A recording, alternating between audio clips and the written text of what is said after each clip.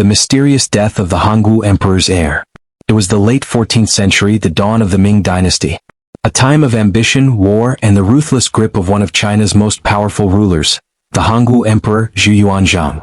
After overthrowing the Mongol-led Yuan dynasty, he built an empire of iron discipline, ruled by strict laws and absolute loyalty. But as he aged, the emperor's greatest concern was the future. Who would carry on his legacy? His eldest son, Crown Prince Zhu Biao, was the chosen one. Unlike his father, he was a scholar, a man of Confucian ideals. He believed in governance through wisdom rather than fear. His rule could have taken China in a different direction, one of diplomacy, not purges. But fate had other plans. In 1392, at just 37 years old, Zhu Biao was dead. The official records claim it was illness, a sudden, unexplained sickness that took the heir's life. But in an empire built on paranoia and treachery, few believed the official story. Some whispered of poison. The imperial court was filled with enemies, and Zhu Biao had many. His younger brother, Zhu Di, a brilliant military commander, had ambitions of his own. If Zhu Biao had lived, Zhu Di would have never had a chance to seize power. Could it be that someone, somewhere, had decided to remove the obstacle in his path? Others looked to the emperor himself. Zhu Yuanzhang had grown ruthless, executing thousands, including scholars, officials, and even his own advisors, out of fear of rebellion. Some believe that Zhu Biao opposed his father's brutal methods, creating friction between them. Had the emperor, in a moment of rage or suspicion, condemned his own son to death? Or was it simply fate? Some accounts describe Zhu Biao as suffering from prolonged stress and deteriorating health, burdened by the weight of responsibility. The pressures of ruling an empire, combined with the constant threat of betrayal, could have weakened him. In an age where medicine was primitive, even a minor illness could prove fatal. But his death changed everything. With no other choice, the Hongwu emperor named Zhu Biao's son Zhu Yunwen as heir. But this decision would set China on a path of bloodshed, because Zhu Di, the warrior prince, would not accept being cast aside. In 1402, Zhu Di launched a brutal coup, overthrowing his nephew in the infamous Jingnan Rebellion. The rightful heir was never seen again, and his name was wiped from history. Zhu Di, now Emperor Yongle, rewrote the past, just as he may have rewritten the truth about Zhu Biao's death. Was it truly illness? Or was it the first silent strike in a dynasty built on betrayal, ambition, and secrecy? We may never know. But one thing is certain, Zhu Biao's death was not just the end of an heir. It was the beginning of the Ming Dynasty's deadliest power struggle. Before we dive deeper, please like, share, subscribe, and leave a comment. The case of the missing Emperor Zhengde's disappearance.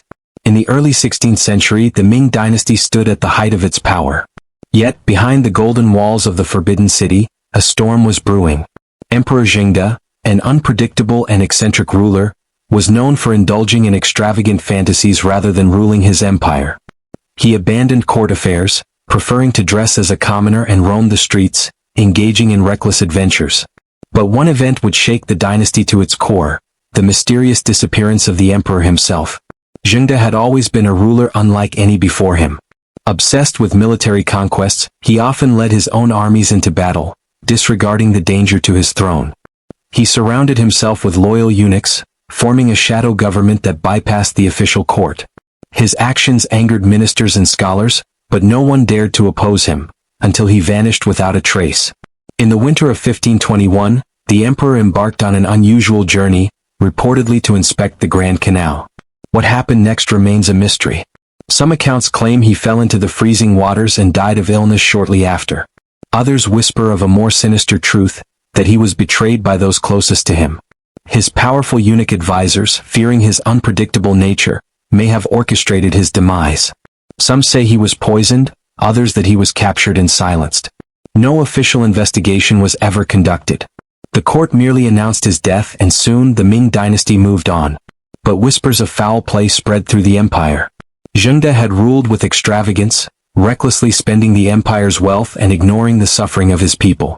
His disappearance left a power vacuum, throwing the court into chaos. Without a direct heir, officials scrambled to install a new emperor, fearing that instability would tear the dynasty apart. Suspicion loomed. Was his death truly an accident, or was it the work of a hidden hand? Official records speak only of an illness, yet inconsistencies remain. Why was there no imperial mourning period? Why were key witnesses silenced? The truth, buried in the shadows of history, remains elusive. In the years that followed, Zhengde became a symbol of reckless rule, a cautionary tale of what happens when an emperor loses himself in indulgence. His disappearance, whether by fate or conspiracy, marked the beginning of the Ming Dynasty's slow decline. Corruption deepened, the people lost faith in their rulers, and the empire inched closer to collapse. Today, historians still debate the truth behind the emperor's final days. Was it a tragic accident, a calculated assassination, or something even darker? Perhaps the Forbidden City still holds its secrets, locked away behind centuries of silence. One thing remains certain: when an emperor disappears, the echoes of his rule never fade. The purge of the Confucian scholars. The Ming Dynasty, one of China's most powerful empires, was built on the teachings of Confucianism, ideals of morality, governance, and social harmony. But beneath this philosophy of order and virtue, a dark secret unfolded, one that would silence the very scholars who upheld these principles. It began during the reign of Emperor Chongzhen, a ruler known for his obsession with Taoist immortality and his deep mistrust of traditional Confucian officials. The imperial court was divided. On one side, the Confucian scholars loyal to tradition and order; on the other, the powerful eunuchs and palace favorites who whispered in the emperor's ear, fueling his paranoia. Tensions erupted when scholars protested against Chongzhen's excessive religious rituals, which drained the empire's treasury and weakened governance. They opposed his neglect of state affairs, his reliance on corrupt officials, and his willingness to embrace superstition over Confucian duty. This defiance, however, came at a terrible cost. In the shadows of the Forbidden City, secret orders were given. One by one, Confucian officials were stripped of their ranks, arrested, and dragged to dark, hidden dungeons beneath the imperial palace. The lucky ones were exiled to distant provinces. The less fortunate met brutal ends. Some were publicly beaten, their bones crushed as a warning to others. Others were executed quietly, their families left in disgrace. As the purge spread, no scholar was safe. Informants prowled the corridors of government buildings, whispering names to the emperor's spies. Even the mighty Hanlin Academy, the intellectual heart of the dynasty, was tainted by fear. Scholars burned their writings, erasing centuries of wisdom to avoid suspicion. The empire's brightest minds were silenced, and in their place, corruption flourished. But the damage was far greater than fear alone. With the fall of the Confucian scholars, the empire's bureaucracy began to rot from within. Corrupt eunuchs seized control, manipulating the emperor while neglecting the needs of the people. Peasant rebellions flared, military defenses crumbled, and the once mighty Ming Dynasty edged closer to ruin. History, however, is written by the victors. Official records dismissed the purge as a mere political dispute, downplaying the brutality behind it. Yet whispers of the tragedy persisted, passed down through generations of scholars who never forgot. Some historians argue that this purge marked the beginning of the Ming Dynasty's decline, a slow unraveling that would ultimately lead to its fall. Today, China remembers the Confucian scholars as defenders of truth, silenced by power. Their fate serves as a chilling reminder. When knowledge is suppressed, corruption takes its place, and even the greatest empires are not immune to their own destruction. The Eastern Depot, China's secret police. During the reign of the Ming Dynasty, power was absolute, but so was fear.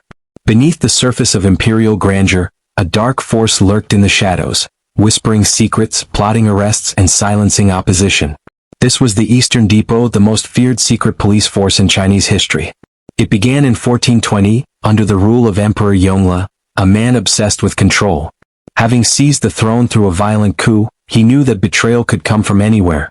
His court, his generals, even his own family. To protect his rule, he needed enforcers who answered only to him.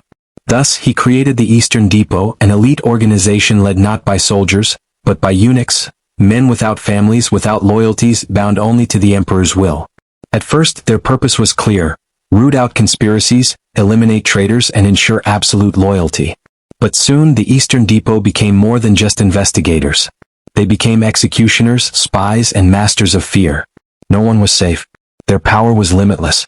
They operated from a secret compound in Beijing, using a vast network of informants to uncover even the faintest whispers of dissent. Anyone suspected of treason, officials, scholars, generals, could disappear overnight. Dragged from their homes, they were taken to hidden dungeons, subjected to gruesome tortures, iron cages, whips, and the dreaded death by 1,000 cuts. Confessions were extracted, names were given, and the cycle continued. Even high-ranking officials were not immune. One of the most notorious cases was Yu Qian, a respected minister who refused to bow to corrupt eunuchs. His reward? A fabricated charge of treason and a swift execution. No trial, no appeal, just the cold, unyielding blade of imperial justice. But with great power came unchecked corruption. The Eastern Depot became more than just the emperor's eyes and ears. They became his fist, crushing all who stood in their way. Eunuch leaders like Wei Zhongxin ruled with an iron grip, bending the empire to their will. Bribes determined fate, personal grudges became death sentences, and fear became the currency of the court. For the common people, the Eastern Depot was a force of terror. A wrong word, a suspicious glance, even a joke could result in disappearance. Paranoia spread like wildfire. Government officials walked in silence, afraid to speak even in private. The dynasty itself became a prisoner of its own fear. Yet, despite its power, the Eastern Depot could not protect the Ming Dynasty from its greatest enemy, itself. The corruption they fostered led to rebellions, military failures, and a weakening of imperial authority. By the 17th century, as external threats loomed and internal chaos grew, the Ming Dynasty crumbled. The Eastern Depot, once feared, was dissolved. Its leaders were executed, its prisons emptied. But their legacy did not fade. The Eastern Depot remains a cautionary tale of absolute power, corruption, and fear. Their methods of surveillance and suppression inspired later regimes, proving that history often repeats itself. Today, the ruins of their secret prisons remain, a silent reminder of an era where whispers could kill, and even emperors feared the shadows. The Yongle Emperor's usurpation and massacre. In the year 1402, the throne of the Ming Dynasty was bathed in blood. What began as a noble empire of order and stability spiraled into a chilling tale of betrayal, deception, and unrelenting cruelty. This is the dark truth of the Yongle Emperor's usurpation and massacre. It all began with the death of Emperor Yongle, the founding ruler of the Ming Dynasty. His chosen heir, Zhu Yunwen, ascended the throne as the Zhengwen Emperor. Young, idealistic, and determined to consolidate power, he sought to weaken the influence of powerful feudal lords, one of whom was his own uncle Zhu Di, the Prince of Yan. Zhu Di, a seasoned warrior and strategist, watched with growing fury as his authority was stripped away. He knew that if he did not act, he would be next.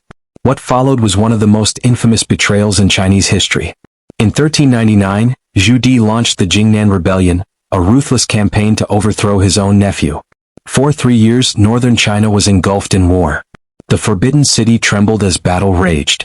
Finally, in 1402, Zhu Di's forces stormed the imperial palace. The capital burned.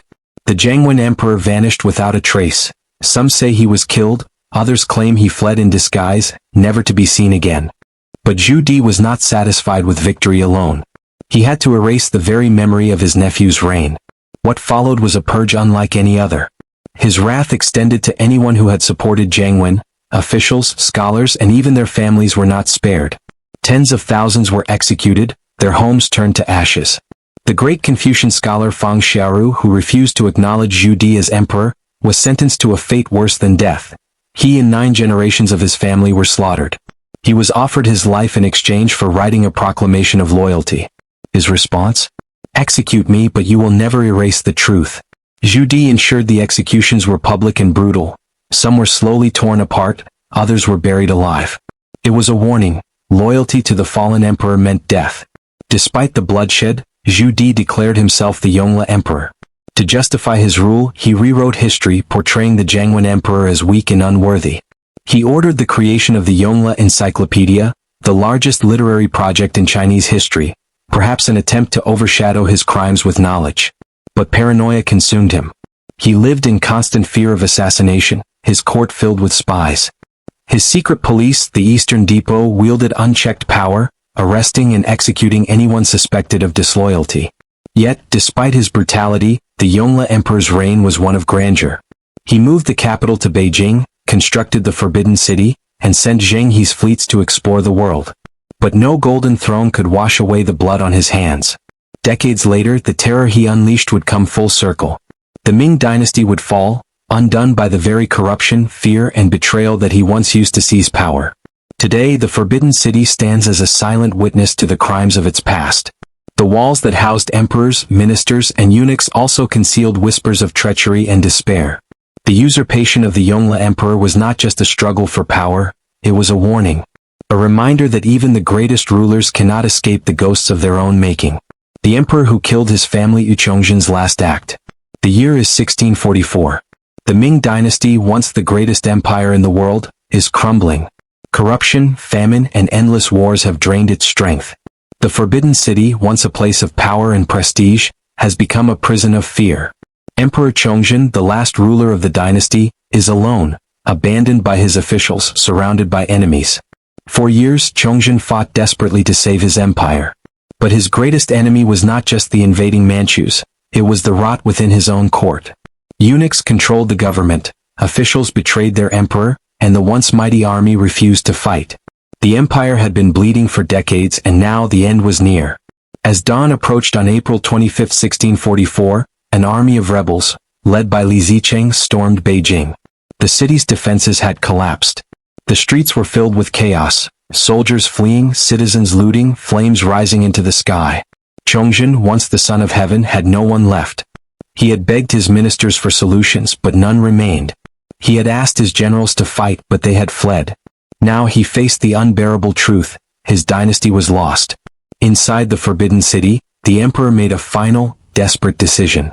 If he could not save his empire, he would at least control how it ended. In his private chambers, Chongzhen gathered his family. Empress Zhou, his concubines, his daughters. He wept as he spoke to them, apologizing for what he was about to do. But to him there was no choice. He could not allow them to fall into the hands of the rebels. With his sword in hand, he executed his daughters with his own blade, one by one. Their cries echoed through the empty halls of the palace. His wife and concubine attempted to resist, but the emperor was relentless. He struck them down. Only one daughter, Princess Changping, survived, left gravely wounded but still alive. The Forbidden City was silent now. The blood of the imperial family stained the chamber floors. Chongzhen, his robe drenched in grief and guilt, knew there was only one thing left to do. He fled to Jingshan Hill just behind the palace. Beneath a solitary tree, he took off his imperial robe, cutting himself away from the throne he had lost. He carved a message into his tunic. I have failed my people. I am too ashamed to face my ancestors. And with his own hand, the last emperor of the Ming Dynasty hanged himself from the tree. By the time the rebels entered the palace, the dynasty had already died. Chongzhen's lifeless body swayed in the wind, the final symbol of a fallen empire. The streets of Beijing were stained with the blood of the royal family and the city's people. The Ming Dynasty was over. Yet, the tragedy of Chongzhen was more than just the fall of a dynasty. It was the story of betrayal, of a ruler abandoned by those who had once sworn loyalty. The corruption of the Ming court, the unchecked power of eunuchs, and the failures of its leaders had led to this brutal, heartbreaking end. For centuries, historians have debated Chongzhen's final act. Was he a coward running from his responsibilities? Or was he a tragic figure, a man who tried to save his family from humiliation? One thing remains certain. His death marked the end of an era and the beginning of a new rule. The Manchu invaders would soon take control, establishing the Qing dynasty, one of the longest reigning dynasties in Chinese history. But even today, in the quiet corners of Beijing under the trees of Jingshan Park, the whispers of a fallen emperor still linger. His final act, his final cries, a haunting reminder of a dynasty lost to time. The palace eunuchs' cruel fate. They were the silent shadows of the Forbidden City, powerful, feared, yet utterly doomed. The palace eunuchs of the Ming Dynasty lived a life of contradictions. Stripped of their manhood, they were granted influence few could ever dream of, yet their fate was sealed from the moment they stepped into the emperor's court. During the height of the Ming Dynasty, China was a world power, ruled by emperors who saw themselves as divine. To prevent the corruption of the royal bloodline, only castrated men were allowed near the imperial family. At first, eunuchs were mere servants. But over time they became something far more dangerous. Rulers from the shadows, whispering into the emperor's ear, manipulating the fate of the empire itself. Among them, Wei Zhongxin rose to terrifying heights. In the early 1600s he ruled China with an iron grip, purging officials, torturing scholars, and even demanding that temples be built in his honor. But power in the Ming court was a dangerous game. The same hands that lifted a eunuch to greatness could just as easily sign his execution order. Wei Zhongxin died alone, forced to take his own life before his enemies could drag him through the streets. Yet, for most eunuchs, the true horror lay not in power but in suffering. The castration process was excruciating, no anesthesia, no mercy. Many bled to death, others succumbed to infection. Those who survived endured a lifetime of ridicule. Society saw them as neither men nor women, and despite their palace ranks, they were despised by the very empire they served. As the Ming Dynasty crumbled under corruption, famine, and rebellion, the eunuchs became scapegoats. They were accused of weakening the empire, of betraying the people. In the final days of the dynasty, raging mobs stormed the Forbidden City, dragging eunuchs from their chambers and slaughtering them in the streets. Their influence vanished, their names erased from history. But their ghosts remain. Even today, the ruins of the Forbidden City hold whispers of their suffering.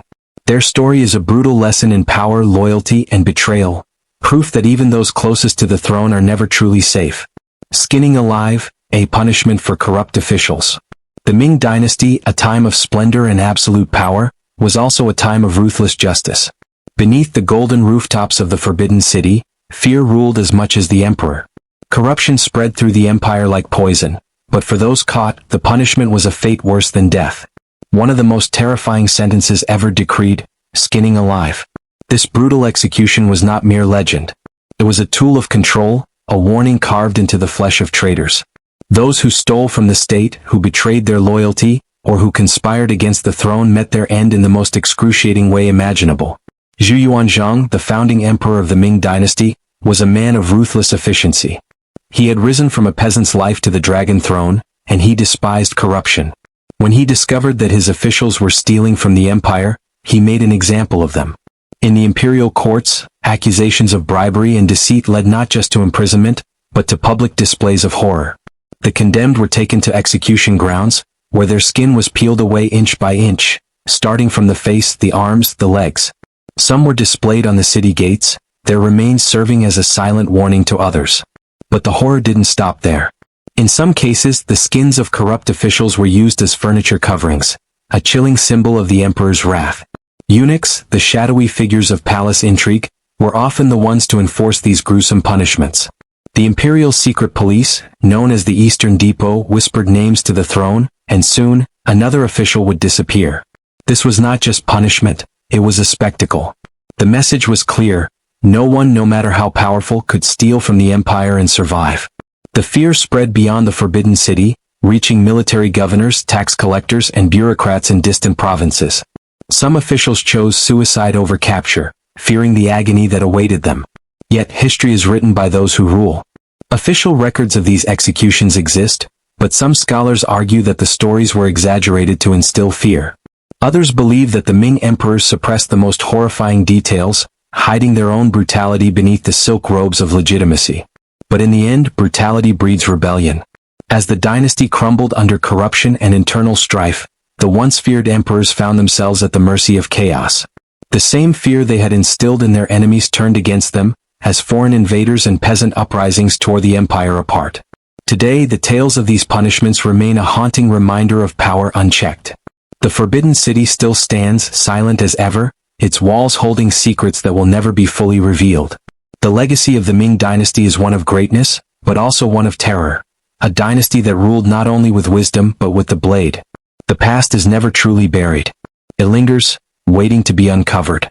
Thank you for watching. Please like, share, and subscribe for more videos.